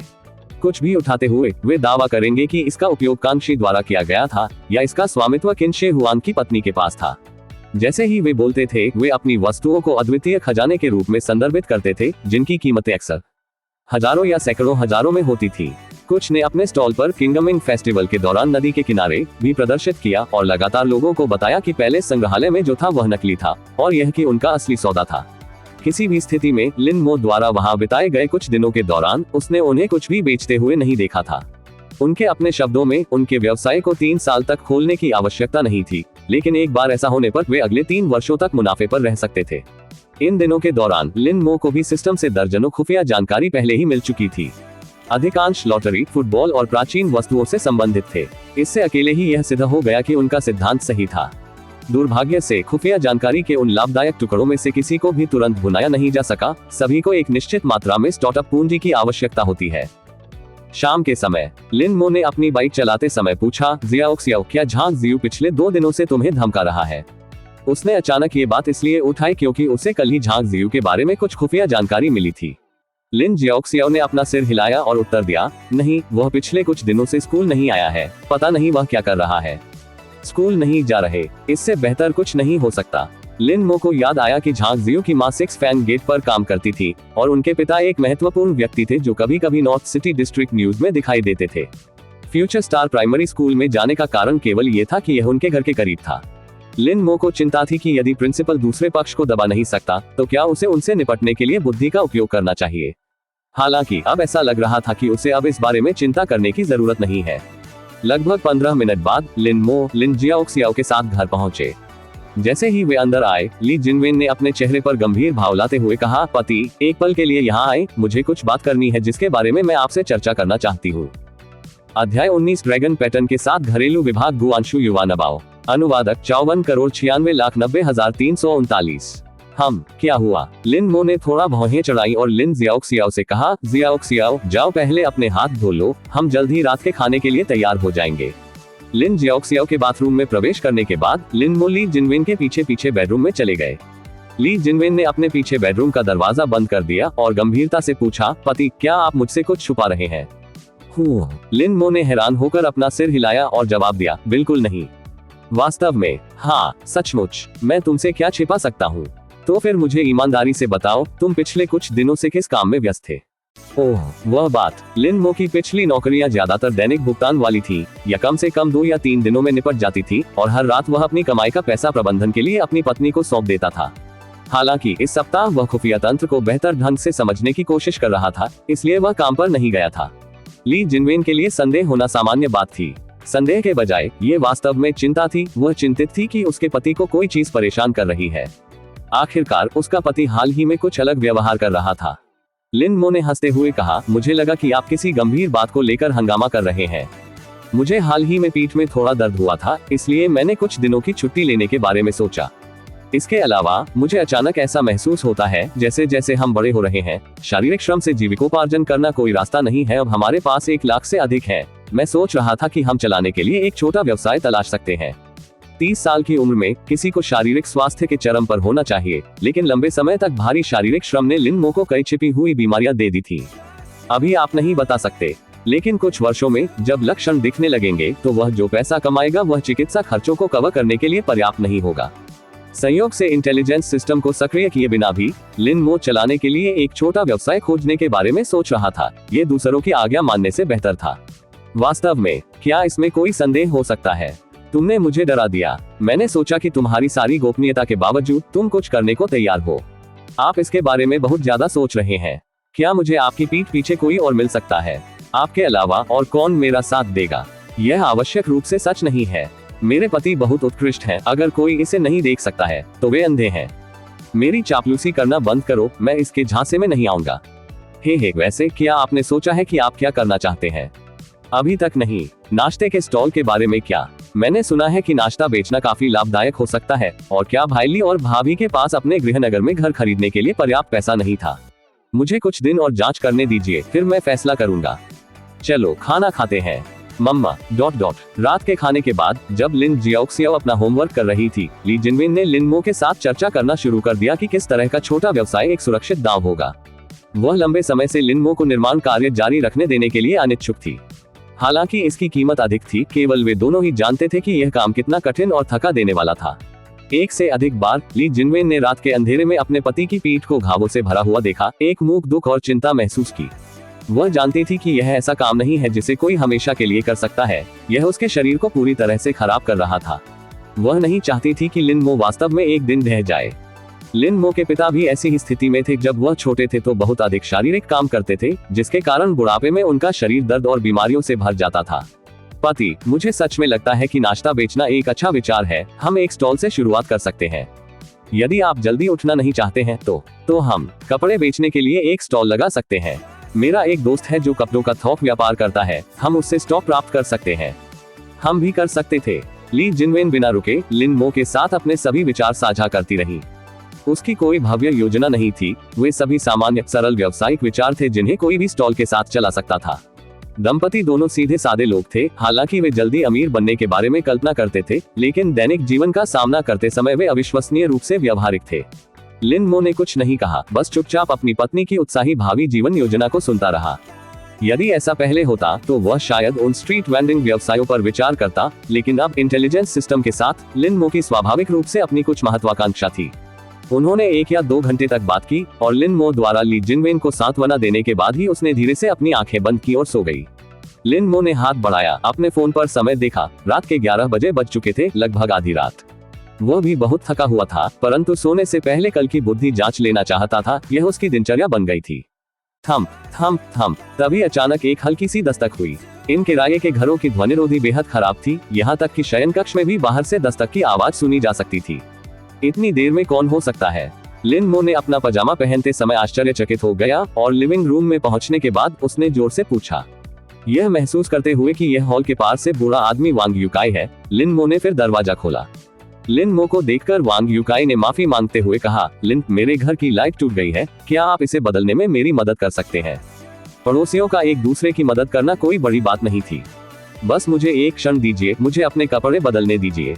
कपड़े बदलने के बाद लिन मो ने टॉर्च ली और वांग यूकाई का उसके घर में पीछा किया।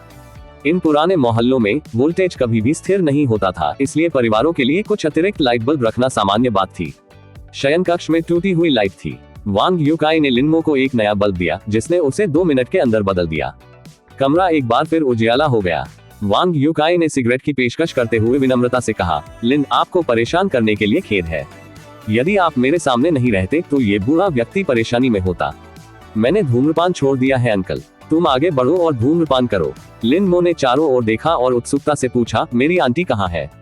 घर पर नहीं। वांग यूकाई ने अपनी सिगरेट जलाई और अपना सिर हिलाया। वह घर पर नहीं है, हाल ही में उसकी तबीयत ठीक नहीं थी, इसलिए वह कुछ समय के लिए मेरे बड़े बेटे के साथ रहने चली गई। लिन मो को जो पता था उसके आधार पर वांग यूकाई के 3 बेटे थे, सभी काफी अमीर थे। वह स्वयं राक्षस शहर की आवास विध्वंस से प्रभावित पहली पीढ़ी का हिस्सा थे और अभी भी उन्हें प्रति माह 10,000 से अधिक की पेंशन मिलती थी, इसलिए उनके पास पैसे की कमी नहीं थी। अगर उसने कुछ पैसे नहीं बचाए होते तो वह प्रसारक उसे प्यार से ब्लैक चिकन नहीं कह पाता। टिल्ड। लिन मो ने अपने हाथ पोंछे और मुस्कुराते हुए पूछा, तो फिर आप वहाँ क्यों नहीं जाते और अच्छे जीवन का आनंद लेते? इस पुराने पड़ोस में रहना बहुत आरामदायक नहीं है। आप जैसे युवाओं के लिए यह एक पुराना पड़ोस हो सकता है। वांग यूकाई ने अपनी सिगरेट का एक गहरा कश खींचा। उसकी आवाज उदासी से भरी हुई थी। लेकिन मेरे लिए ये वह घर है जिसे मैंने बचपन में खरीदने के लिए कड़ी मेहनत की थी, मैं इसे नहीं छोड़ सकता। उस समय थोड़े से प्रयास से आपको जगह मिल सकती थी, लेकिन अब ये पुराने घर भी ऐसे नहीं हैं जिन्हें औसत व्यक्ति खरीद सके। लिन मो ने इससे अधिक कुछ नहीं कहा।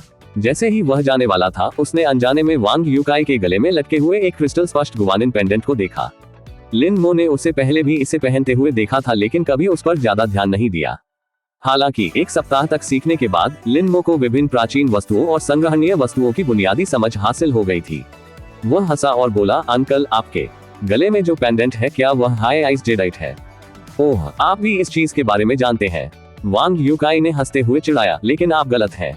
यह उच्च बर्फ नहीं है, ये बस कुछ दसियों हजार मूल्य की एक नियमित चिपचिपी जेड है। मेरा एक दोस्त है जो एक प्राचीन वस्तुओं की दुकान का मालिक है। यदि आप चाहें तो मैं उसे आपके लिए एक दुकान ढूंढने को कह सकता हूँ। अच्छा है, पूरे वर्ष के लिए बचत करने से मुझे कुछ हजार मिल सकते हैं, लेकिन उसके गले में दसियों हजार लटके हुए हैं। ये राक्षस शहर की पहली विध्वंस पीढ़ी की व्यवहारिक जीवन शैली थी। लिन मो को एक बार फिर लोगों के बीच अंतर महसूस हुआ। चलो इसके बारे में भूल जाओ, मैं ऐसी विलासिता बर्दाश्त नहीं कर सकता।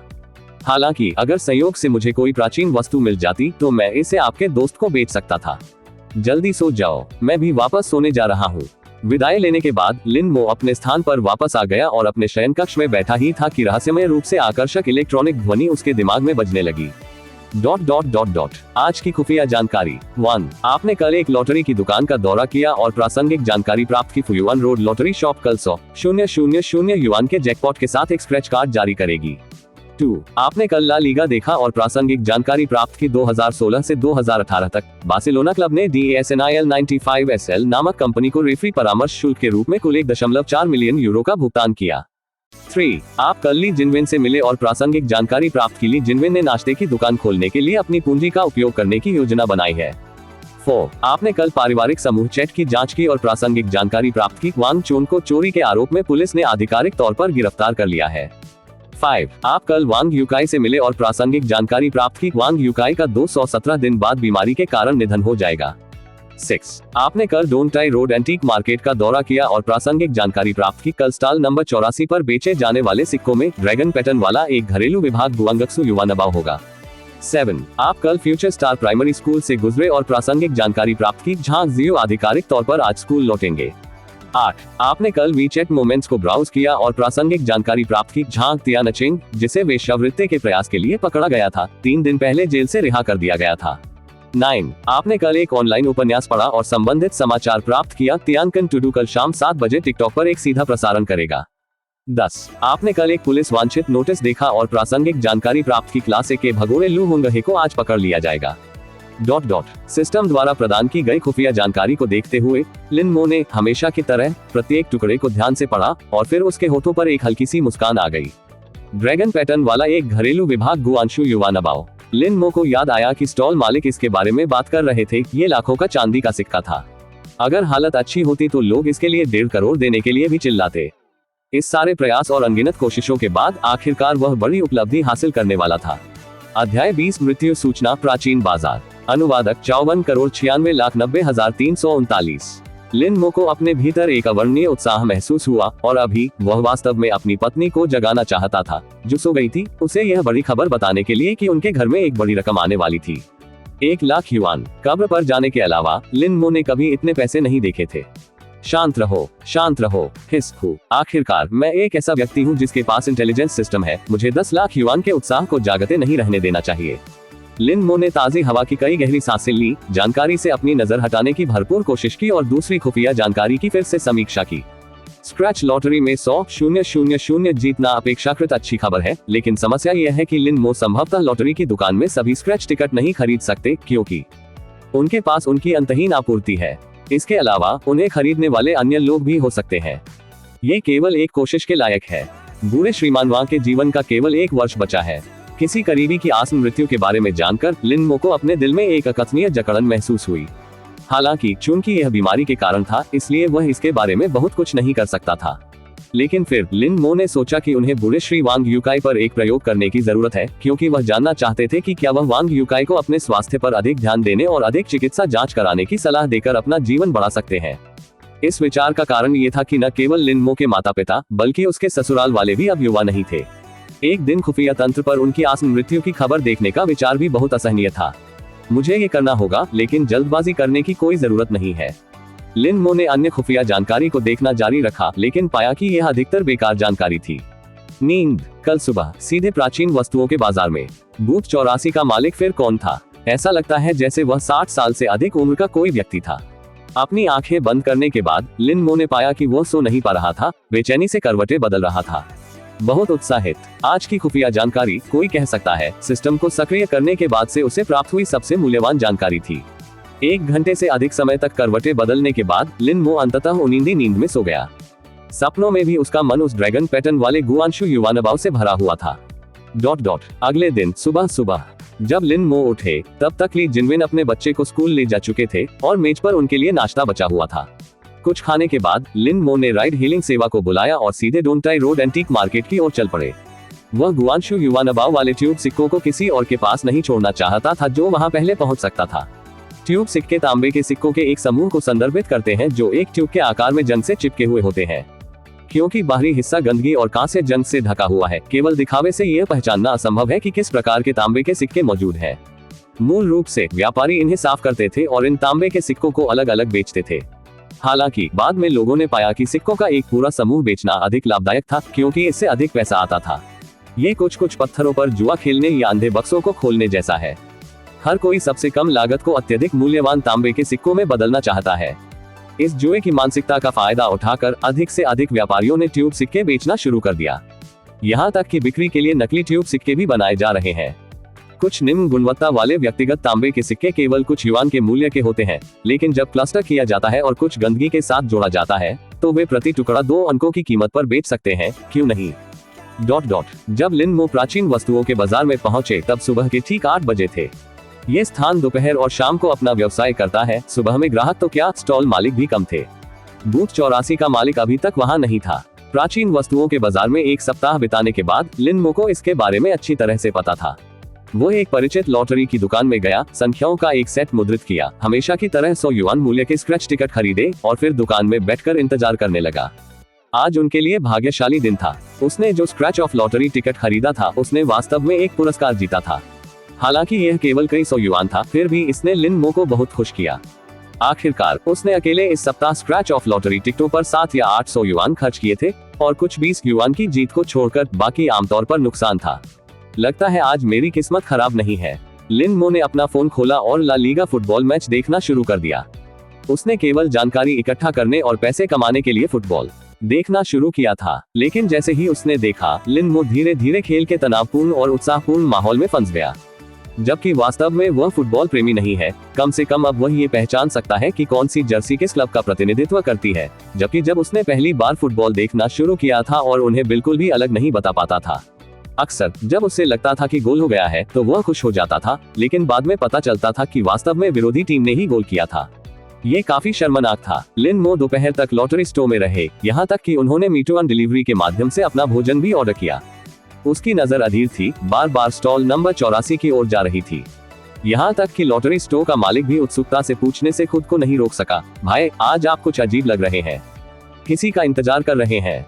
लिन मो को अपनी उत्तेजना का एहसास हुआ और उसने लापरवाही से जवाब दिया, किसी का इंतजार नहीं कर रहा हूँ, मैं काफी खुश महसूस कर रहा हूँ क्योंकि यह मेरी पहली बार जीत है। मालिक ने इसे हंसी में उड़ा दिया और इससे अधिक कुछ नहीं कहा। हालांकि लिन मो की भौहें अनजाने में सिकुड़ गई। कोई रास्ता नहीं, स्टोर मालिक ने मुझे अभी याद दिलाया। मैं बहुत उत्साहित हूँ, मैंने अपनी अचानक संपत्ति को भी स्पष्ट कर दिया है। ये बहुत अधिक ध्यान आकर्षित करेगा, मुझे अधिक सावधान रहने की आवश्यकता है। इसके अलावा स्टॉल 84 का मालिक एक धूर्त बुरा व्यक्ति है। जैसे ही उसे मेरे बारे में कुछ पता चलेगा, वह कीमत बढ़ा सकता है। एक बार जब लिन मो को इसका एहसास हुआ तो उसने लगातार गहरी सांसें ली, जितना संभव हो सके खुद को शांत करने की कोशिश की। लेकिन वास्तव में ये कहना जितना आसान है, करना उतना ही आसान है। कल्पना कीजिए, एक आदमी जो 30 साल से गरीब है, उसकी पत्नी और बच्चा है, उसे अचानक खबर मिलती है कि वह लाखों कमा सकता है। इसमें कोई आश्चर्य नहीं कि वह उत्साहित है। जिनके दिलों में गड़गड़ाहट हो सकती है लेकिन वे शांत चेहरे बनाए रखते हैं, वे महान सेनापति बनने के लिए उपयुक्त हैं। लिन मो कोई जनरल नहीं थे, वो सिर्फ एक साधारण प्रवासी श्रमिक था। 1 मिलियन तो बस शुरुआत है, भविष्य में मैं 10 मिलियन 100 मिलियन कमा सकता हूँ। सही, इस छोटी रकम को ज्यादा गंभीरता से न ले, यह मेरी सफलता की राह पर एक छोटा सा मील का पत्थर है। जब एक दिन पत्रकार मेरा साक्षात्कार लेंगे तो आज का कार्यक्रम केवल एक बहुत ही मामूली बातचीत का मुद्दा होगा। लिन मो ने भविष्य में अनंत महिमा का आनंद लेने की कल्पना की और इस विचार के साथ खुद का ब्रेन वॉश करने की कोशिश की। ये कहना होगा, ये युक्ति काफी प्रभावी थी। कम से कम जब लिन मो ने फिर से अपनी आंखें खोली तो उसकी आंखों में एक झलक थी जिससे पता चलता था कि वह दुनिया के बारे में सोच रहा था, जैसे ब्राइट्सवोर्ड में वांग यूकाई ने अपनी नई सैन्य वर्दी पहनी हुई थी। अगले 3 घंटों के बाद दोपहर के लगभग 3 या 4 बजे प्राचीन वस्तुओं के बाजार के स्टॉल मालिकों ने धीरे धीरे आना शुरू कर दिया और एक एक करके अपने स्टॉल लगाने शुरू कर दिए। हालांकि वहां अभी भी बहुत कम ग्राहक थे। अपने स्टॉल स्थापित करने के बाद वे मालिक, जिनके एक दूसरे के साथ अच्छे संबंध थे, एक साथ बैठे, डींगे हाँकते और बातचीत करते रहे। हमेशा की तरह लिन मो बाजार में घूमता रहा, कभी कभी कुछ मालिकों का अभिवादन करता था जिनसे वह कुछ हद तक परिचित था और थोड़ी बातचीत करता था। आखिरकार शाम 4 बजे के करीब इलेक्ट्रिक ट्राईसाइकिल पर सवार एक परिचित व्यक्ति स्टॉल नंबर 84 के सामने रुका। सुनहरी धूप उसकी झुकी हुई पीठ पर पड़ रही थी। ऐसा लग रहा था मानो बूढ़े आदमी पर सोने के कवच की परत चढ़ गई हो। ओल्ड बेबी, तुम आखिरकार आ गए। लिन मो के होंठ ऊपर की ओर मुड़ गए और उन्होंने राहत की सांस ली। हालांकि वह सीधे नहीं गया। उसने अपनी आंखें उस आदमी पर स्थिर नहीं रखी, बल्कि वह स्टॉलों पर लापरवाही से टहलता रहा। केवल वही जो अपने आप को शांत रख सकते हैं, महान कार्य कर सकते हैं।